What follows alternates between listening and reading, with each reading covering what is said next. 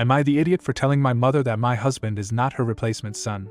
My parents have 2 kids, me, 26, female, and my brother Dan, I'm 34. Dan had a rough time growing up and frankly, my parents failed him. As a teenager he struggled with severe addiction and mental illness, and they did almost nothing to help him. By the time he was done with college, he had completely cut off my parents.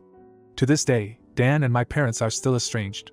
I, on the other hand, still speak to my brother regularly. My parents, especially my mom, take every chance they can get to mourn the loss of their son and act as though my brother wronged them by leaving.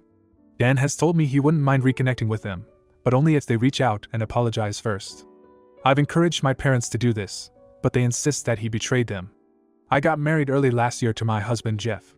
We have a happy marriage and he is adored by all my friends and family, but I feel like my parents have been crossing some boundaries. For example, whenever we've gone to visit them, they insist that he sleep in Dan's room, saying that their son, my husband, has come home and should sleep in his rightful bedroom. Before the pandemic, my dad would take Jeff out to sporting events and introduce him as his only son. Most of the pictures of my brother in my childhood home have been replaced by pictures of my parents with Jeff. The other day, my mom called to invite me and Jeff over for the holidays. I told her I wasn't comfortable traveling during a COVID spike. She was irritated but dropped it. Then she called Jeff and begged him to visit without me because apparently, it's cruel for a mother to be without her child on Christmas. Jeff politely told her he wasn't going to visit without me. She's been emotionally blackmailing him ever since, sending him pictures of stockings with his, my mom's, and my dad's names on them and saying, "But we already promised so-and-so that our son will be in town." This felt ridiculous and unsettling, so I called her up yesterday and explained to her that she's violating our boundaries. Jeff is not her replacement son, and no matter how much she pretends she doesn't have an actual son, she does, and it is her responsibility to make up for the damage she did to that relationship before it's too late. She started crying and called me cruel for mentioning Dan, and said I have no idea what it's like to be a mother, and it's disgusting that I'm trying to deprive her of a son when she has already lost one by keeping Jeff away from her. My father agrees with my mother and Jeff agrees with me, though he doesn't like to rock the boat and thinks I should apologize anyway. I thought I did the right thing, but now I'm really not sure if I went too far. Am I the idiot? Edit. Thank you all for the support and advice. I appreciate it so much. I haven't been able to sleep, so I've been reading every comment. I don't know if I have the emotional energy to post in Just No Mother-in-Law yet, but I'm reading a lot of what's posted there, and already feel less alone. My tentative plan is to arrange for me and Jeff to get individual therapy and maybe couples therapy later on. We're going no contact with my parents for a while. I'm also planning to invite Dan to stay with us over the holidays. I have a lot to make up for and I want to spend as much time as I can with him and let him know he's loved. Edit 2. Also in response to the people pointing out the gross incestuous implications behind this. With the way my parents talk about me and my husband, most people who didn't know me growing up assume that I'm their daughter-in-law and Jeff is their son until one of us corrects them. Now for a few comments before the update. Not the idiot. And your parents sound very abusive emotionally. If you plan on having kids, set your boundaries well before you start that journey. Comment 2. Not the idiot. They are hurting and in denial. Instead of putting in the effort for Dan, they want to just snap your husband in like a puzzle piece. Can you recommend therapy for your patents and Dan to mediate? I know this puts your husband in a tough spot too. Now for the update. People have messaged me asking for an update. Well, I'm happy to share good news. My husband and I went no contact with my parents as many of you suggested. We have also both started going to therapy. We have only had 3 sessions each, but I can definitely say it has been a total relief to process things that I have been bottling up my entire life. I already feel like I can understand myself and the clusterfuck I grew up in significantly better. Kinda kicking myself for not trying it sooner. Jeff has felt the same way with his sessions from what he's told me. Under professional advice, we are holding off on couples therapy until we do a few more individual sessions, but we hope to start in the near future. Now for the main good news. My brother Dan is spending the holidays with us. After taking health precautions, he drove up last week and is staying with us past New Year's.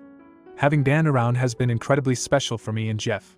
Dan and I have been making up for so much lost time, and I've never seen him smile so much, and it warms my heart.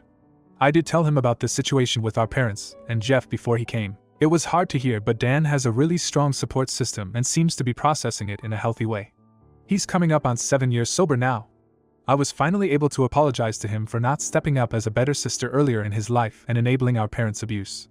He said he doesn't blame me, but I still want to show him through my actions that I will always be there. My parents have been pretty much losing their poop this entire time, especially when they found out Dan is with us. As a people pleaser, I'm proud of myself for being firm and maintaining my boundaries. Right now my heart is filled with more love and joy than it has been in a long time.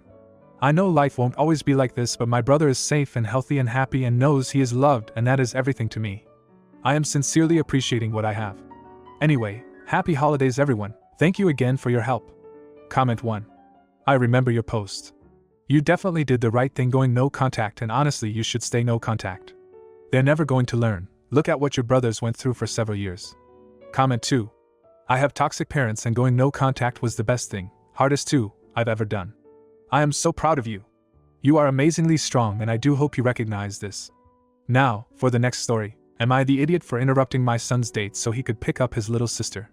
I'm a single father, male 43, to 2 children, Max, male 17, and Liza, 8F.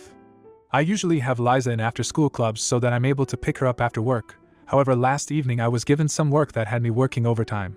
I did try my best to negotiate out of it, but my manager told me that the assignment was to be completed by that night, so I just did. It was nearing 6 p.m., and I just knew I wouldn't be able to make it to Liza, so I called Max and asked him to pick her up. He responded by saying that he couldn't because he was on a date with his GF for their 6-month anniversary. I told him that I understood but that I really needed him to get Liza and that I'd make it up to him for interrupting. He just angrily turned off the phone, and I thought that while he was mad he had just decided to pick her up. 30 minutes later I received a call from Liza's school about where I was because the school was close to closing down and no one was there. Luckily one of Liza's friends' mother said they'd drop her off, and that was all good. However, I don't really like it when Liza goes with that particular friend, not because of the friend but because of the mother. She has this habit of asking math questions in the car that she knows Liza is unable to answer and then criticizes her over it.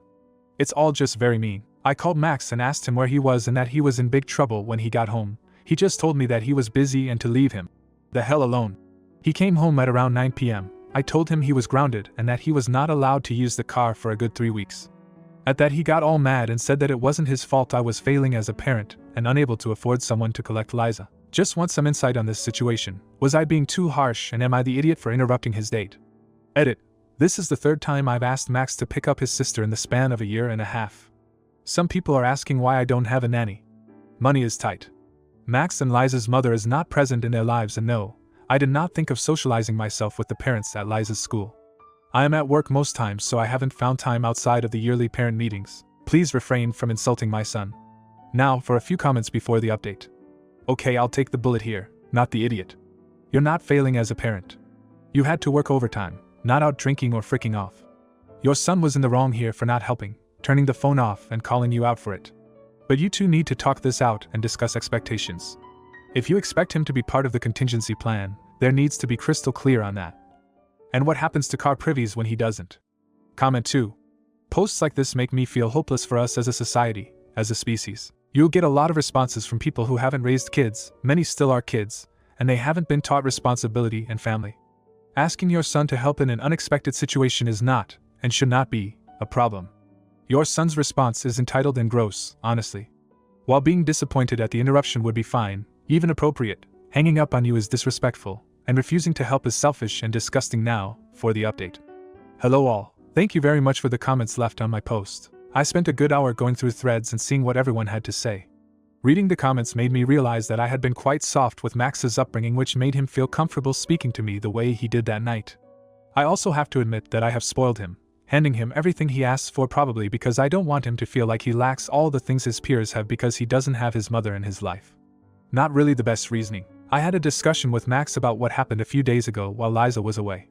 He did try his best to have his grounding removed and car privileges back, but I stayed firm and that kind of shocked him. He's used to getting his way, but he understood he was in the wrong. Max did get quite emotional during the conversation and apologized for his behavior. That night and before, he knew that while he was too late to fix his past mistakes, he'd make sure not to repeat them. He even offered to pick Liza on days when he didn't have soccer training or plans. After many comments advising me to do so, I made an anonymous complaint to HR about my manager's tendency to bring up last-minute tasks. Apparently a few other people in my department have also had this happen but were unafraid of saying anything in fear of losing their jobs. From what HR has emailed us, it's currently being dealt with. I was embarrassingly unable to say anything to Liza's friend's mother except for giving her a few dirty looks. While she wasn't looking, there were many comments questioning what I would do in the case this happened again, and right now it's Max. We've had a mutual agreement, and he's understood that he needs to also help out in the family. The situation isn't ideal, but we're making it work. Once again, thank you all very much for the comments/advice given. Comment 1. Was looking forward to an update on this situation, glad to see you could come to some sort of agreement between you and your son. Don't be too hard on yourself about his behavior. You may have spoiled him, but it seems like he still knows when he's in the wrong and not. Wishing you and your family the best. You seem like a good dad who's just trying his best to raise his 2 kids to be good people. Comment 2. There is never a perfect situation. The lady was rude, completely out of character for you, then helped the mother out and grabbed the kid and figured it out. I'm glad you all figured it out. You always try to give your kids more than you ever have to make them happy. It backfires. If you enjoyed today's video, don't forget to drop a like. It really helps the channel grow. See you next time.